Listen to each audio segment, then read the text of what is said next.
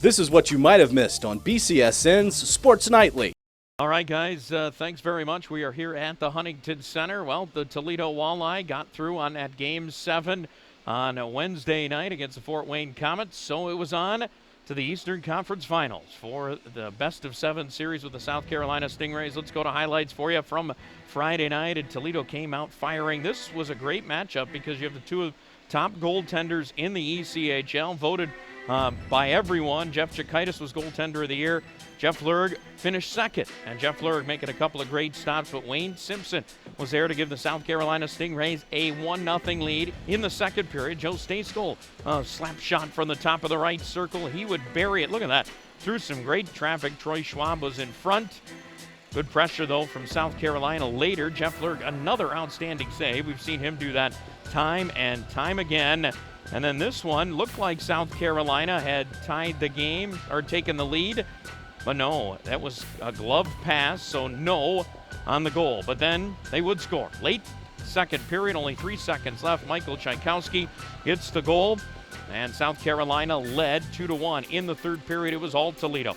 Puck after puck after puck going to the front of the net. Jeff Jakaitis making save after save, keeping Toledo at bay. Check out this chance. Birschbach back to the line. Martin Furk got the big blast. Rebound was there, and it rolled just wide. And Toledo ends up falling in Game 1 by a final score of 2-1. So South Carolina taking Game 1, which means they now have the home ice advantage in the best-of-7 series. So we would go to Saturday. Would Toledo be able to rebound? They've done so well all season long in that situation. And as we go to the highlights, we would see Toledo busting out early. Quick shot there by Kyle Bonus made it 1-0 in favor of Toledo. They kept the pressure on in the first period. Jeff Jakaitis had to make some tremendous saves. And how about this shot? Justin Mercier high to the blocker's side over top of Jakaitis. 2-0. Crowd of over 6,000 at the Huntington Center Saturday night. They were into the game. Second period, though, Caleb Herbert had not scored in the entire playoffs. Gets that deflection. Made it 2-1 in favor of Toledo. They had some chances, including on the power play, the Walleye, to get their third goal.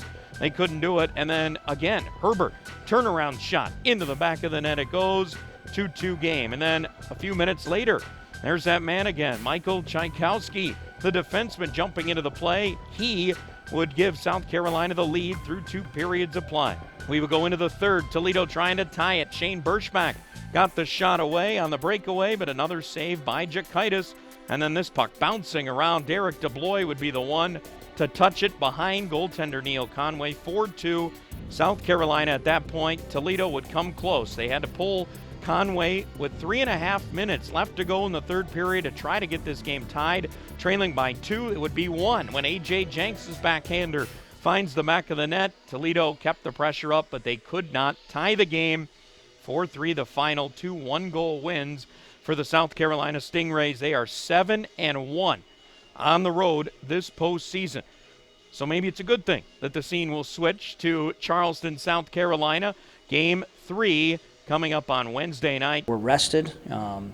There'll be no excuses going there. I want the guys to go in there with a swag or an attitude that we're going to win there. It's going to start with Game 3, and I like our chances. It's a position we haven't been in too often this year, but I'm excited to get in there and show what we got and bring this series back to Toledo. Games 4 and 5 will be Friday and Saturday. Remember, Toledo needs to at least win 1 to force a Game 5, 2 to bring the series back here to Toledo for a Game 6, which would be a week from Tuesday night.